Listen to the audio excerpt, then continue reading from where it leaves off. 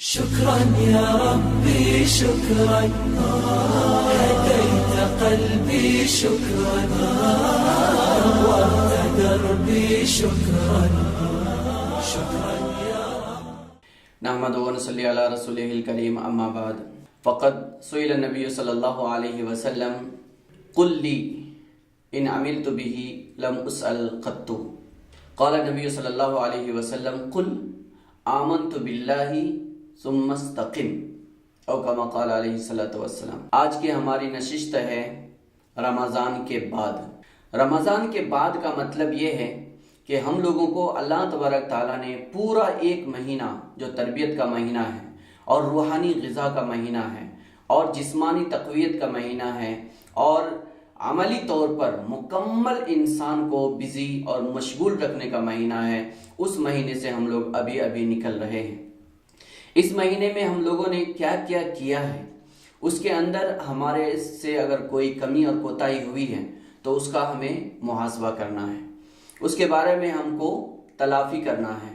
لیکن اس تلافی کے ساتھ ایسا نہیں ہے کہ یہ ایک مہینہ گزار لینے کے بعد اب ہم آزاد ہو گئے، اب ہمیں کچھ بھی کرنے کی ضرورت نہیں ہے، بلکہ یہ ایک مہینے کے بعد اب ہمارا 11 مہینہ کس طرح ہمارے ساتھ گزرے گا یا ہم اس کو کس طرح گزاریں گے وہ ہمارے لیے بہت اہم ہے، اہمیت کا حامل ہے.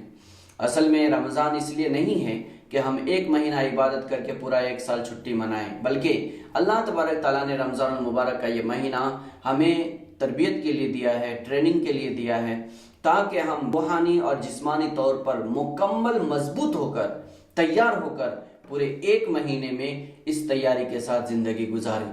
رمضان میں ہم لوگوں نے کیا کیا عمل کیا ہے؟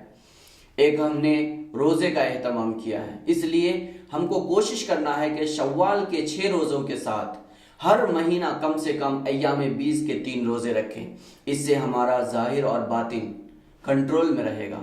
اللہ کے نبی صلی اللہ علیہ وسلم نے روزے کو وجا اور ڈھال فرمایا ہے، اس لیے ہم اس کا اہتمام کریں. دوسرا کام، ہم نے قرآن شریف زیادہ سے زیادہ پڑھا ہے، سنا ہے، سمجھا ہے اور اس پر عمل کرنے کی حتی الامکان کوشش کیا. یہ ہماری زندگی کی بنیاد ہے. جب تک ہم قرآن شریف کو اپنی زندگی کی بنیادی اساس بنا کر عمل نہیں کریں گے تب تک ہم صحیح معنی میں کامیاب نہیں ہو سکتے ہیں. اس لیے جس طریقے سے رمضان المبارک میں ہم نے قرآن شریف کے ساتھ شغف اختیار کیا ہے، لگاؤ اختیار کیا ہے، ویسے ہی اب رمضان کے بعد 11 مہینے میں بھی اس کی تلاوت کے لیے، اس کو سمجھنے کے لیے اور اس کے مطابق زندگی گزارنے کے لیے ہم کو مکمل طور پر تیار رہنا پڑے گا. تیسرا کام ہم نے کیا ہے، ہماری فیملی کے ساتھ، خاندان کے لوگوں کے ساتھ، رشتہ داروں کے ساتھ ایک دینی مسائل کے بارے میں اور سماجی مسائل کے بارے میں اور گھریلو زندگی کے بارے میں ہم نے ڈسکس کیا ہے. ان کے ساتھ ایک رابطہ کیا ہے، ان کے ساتھ ایک تعلق کو مضبوط کیا ہے. یہ مضبوطی ہمیشہ برقرار رہنا چاہیے. اگر یہ مضبوطی ہماری برقرار رہے گی تو ہم ایک مضبوط سماج اور ایک مضبوط محلہ بن کر کے زندگی گزار سکتے ہیں. خاندان کو ایک دوسرے کے ساتھ جوڑ کر رکھ کر کے اور رشتہ داروں کو ایک دوسرے کے ساتھ جوڑ کے رکھ کر کے اگر ہم پوری زندگی گزاریں گے تو انشاءاللہ ایک مثالی سماج، ایک مثالی معاشرہ ہم دنیا کے سامنے پیش کر سکتے ہیں. چوتھا کام جو ہم نے کیا ہے وہ سماجی خدمات کے لیے ہم نے صدقات دیے ہیں، فطرات دیے ہیں، زکوٰۃ دیے ہیں اور ان سب کے ساتھ ہم خود بذات خود انفرادی طور پر اجتماعی طور پر جا کر کے لوگوں کی ضروریات میں ساتھ دیے ہیں، ان کی خدمات کیے ہیں، ان کے حوائج کو پورا کیے ہیں. یہ ہماری زندگی کا عملی نمونہ ہے. اگر ہم لوگ پوری زندگی رمضان کی طرح اسی طرح دوسرے کے دکھ درد میں شریک ہوتے رہے، دوسروں کی ضرورت کو پورا کرتے رہے، اپنی ضرورت پر دوسرے کی ضرورتوں کو ترجیح دیتے رہے اور ان کے مصیبت میں، غم میں، بیماری میں اور دکھ میں، ظلم میں ان کو سپورٹ کرتے رہے، ان کا ساتھ دیتے رہے، ان کی حمایت کرتے رہے، ان کے تحفظ اور دفاع کے لیے کام کرتے رہے تو انشاءاللہ یہ سماج ہمارے اوپر اعتماد کرنے والا بنے گا، ہمارے اوپر بھروسہ کرنے والا بنے گا. ایسا بھروسہ کرنے والے ایک سماج کو اگر پیدا کرنا ہے تو یہ سارے کام ہم کو رمضان کے بعد کرنا پڑے گا.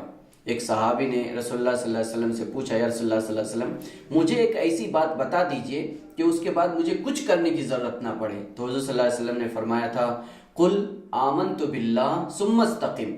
تم کہو کہ میں نے اللہ پر ایمان لایا اور اس کے بعد اس کے اوپر جم جاؤ، استقامت اختیار کرو۔ وہی ایمان جو ہم کو کسی بھی حالت میں ڈگمگاہٹ پیدا نہ ہونے دے ہمارے اندر، وہی ایمان ہمارے اندر پیدا ہونا چاہیے، اور پھر اس کے بعد ہم کو مضبوطی سے اس پر قائم رہنا ہے، استقامت کے ساتھ اس کے اندر قائم رہنا۔ رمضان میں ہمارا ایمان جو مضبوط ہوا ہے وہ مضبوطی آنے والے رمضان تک باقی رہنی چاہیے، اور اس کے اندر استقامت کے ساتھ، استدامت اور دوامگی کے ساتھ ہم اگر اس پہ قائم رہیں گے، اللہ تبارک تعالی ہم کو ضرور کامیابی عطا فرمائے گا۔ اللہ تعالیٰ سے دعا کریں کہ جس طرح رمضان کے اندر اللہ تعالیٰ نے ہمیں ذمہ داری کے ساتھ زندگی گزارنے کی توفیق عطا فرمائی ہے، آنے والے ان 11 مہینوں میں بھی ہم کو اسی ذمہ داری کے ساتھ زندگی گزارنے کی توفیق عطا فرمائے، اور دوسروں کے دکھ درد کے اندر شریک ہونے، سماجی مسائل میں مداخلت کر کے اس کو حل کرنے کی توفیق عطا فرمائے۔